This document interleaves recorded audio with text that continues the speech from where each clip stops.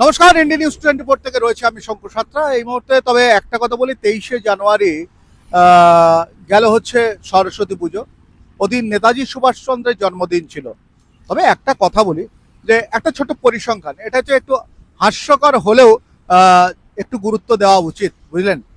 কারণ বিষয়টা হচ্ছে, গতকাল কন্ডোমের বিক্রি অন্তত পক্ষে 70 থেকে 80 গুণ বেড়ে গেছিল শুধু একদিনে। প্রচুর দোকান রয়েছে যেখানে কন্ডম সেল এতটাই হয়েছে, তারা সন্ধ্যা 7টা কিংবা 8টার সময় আবার নতুন করে ডিস্ট্রিবিউটারদের খবর দিয়ে কন্ডম আনিয়েছে। বুঝতে পারছেন? তাহলে মানে ওই যে বলে না যে সরস্বতী পুজো হচ্ছে ভ্যালেন্টাইন্স ডে। আমি কথা বলেছিলাম বেশ কয়েকটা পানের দোকান, ওষুধ দোকানদারদের সঙ্গে। তারা আমাকে এক কথাই যেটা জানিয়েছিলেন, যে এর আগে প্রচুর সরস্বতী পুজো গেছে, সেই সরস্বতী পুজোতে কিন্তু এইভাবে সেলটা হয়নি। এবং এই যে সেল হয়নি, উপরন্তু এই আনওয়ান্টেড 72, আমাকে একজন ওষুধ দোকানদার, তিনি আমাকে হাত ধরে ওষুধ দোকানের বাইরে বের করে নিয়ে দেখালেন, এই পাতাগুলো, এই যে প্যাকেটগুলো পড়ে আছে, চিনতে পাচ্ছেন? আমি ভালো করে দেখলাম, ওগুলো আনওয়ান্টেড 72। বলছে মেয়েগুলোর বয়স কত হবে, 17, 16, 18, 19, 20 কিংবা ততোধিক। তারা এলো স্মার্টলি, এসে বলল আনওয়ান্টেড 72 আছে।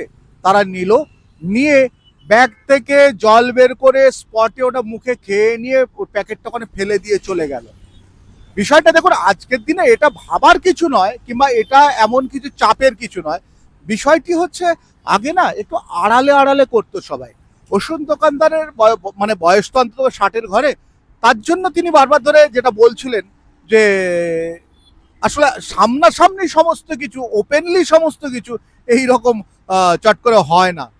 কারণ এখন সবাই জানে সেফটি নেওয়াটা হচ্ছে সব থেকে আসল ব্যাপার। আর যারা তো কন্ডম ব্যবহার করেছে তাদের ক্ষেত্রে কোনো ব্যাপার নয়। বিষয়টা ওই জায়গাটায় দাঁড়িয়ে নয়। বিষয়টা কি জানেন? বিষয়টা একটা জায়গায় বারবার ধরে ঘুরে ফিরে আসে।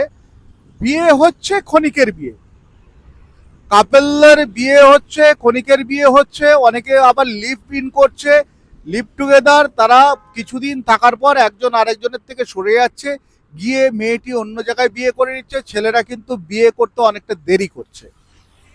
একটা জিনিস ভাবুন, ছেলেরা কিন্তু বিয়ে করতে অনেকটা দেরি করছে, এবং ছেলেরা বিয়ে করার পর বিয়েটা কিন্তু ভাঙছে। আগেকার দিনে ছেলেরা যেরকম দেবদাস হয়ে যেত, এখনকার ছেলেরা দেবদাস হচ্ছে না। যেরকম বলে না, এই আমি আসছি, বাড়ি যাচ্ছি, টাটা, এখন কিন্তু ঠিক সেই রকমই হয়ে গেছে। মানে বিয়ে হয়েছে, স্বামীকে স্ত্রী বললো আমি চললাম, বলে বাহ, গুড, এসো। এরকম দেখেছি যে বিয়ে করেছে, বিচ্ছেদ হয়ে গেছে, আবার তারা দুজন মানে বসে চা খাচ্ছে একসঙ্গে, বলছে যে না, এটা আমাদের কোনো ব্যাপার না, আমাদের বিয়েটা ভেঙে গেছে কিন্তু বন্ধুত্ব তো ভাঙেনি।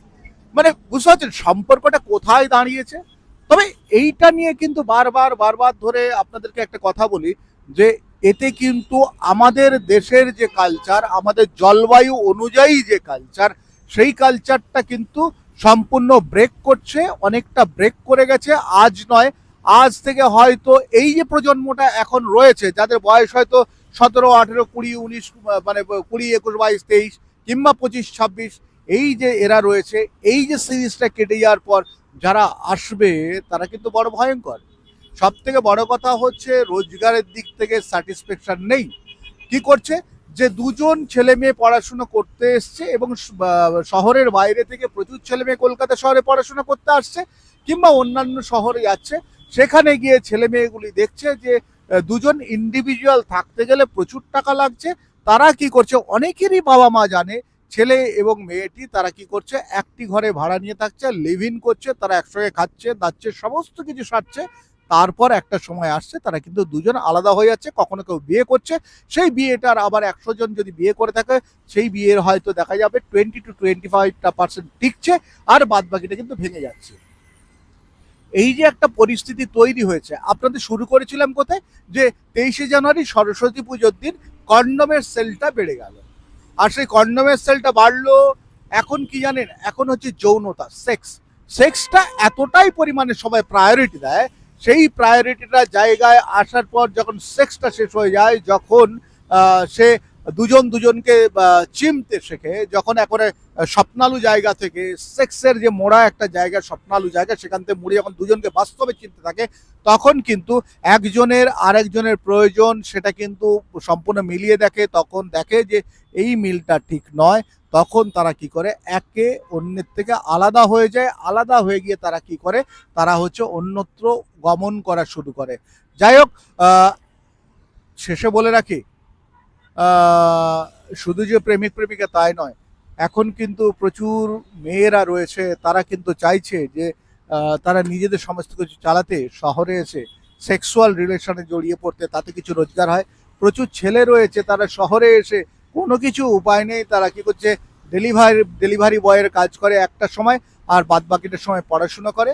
আর সবথেকে বড় কথা, গ্রাম থেকে যারা আসে তারা কিন্তু বেশিরভাগই বাপের টাকা আছে বলে তারা শহরে পড়াশোনা করতে আসে।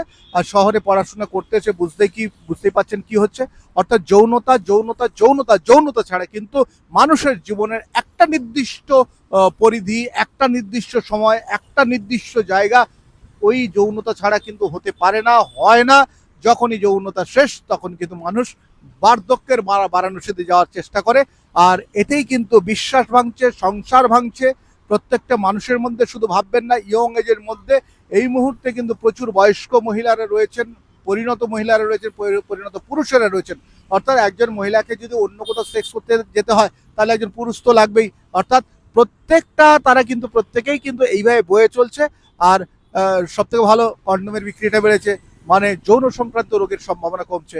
কিন্তু কন্ডোম ব্যবহারটা যেরকম ভাবে হচ্ছে, সেটা নিয়ে কিন্তু যথেষ্ট কপাল, মানে চোখটা কপালে ওঠার মতো। তবে আমি শঙ্কর আছি আপনাদের সঙ্গে, ইন্ডিয়া নিউজ 24 দেখতে থাকুন। Bye bye.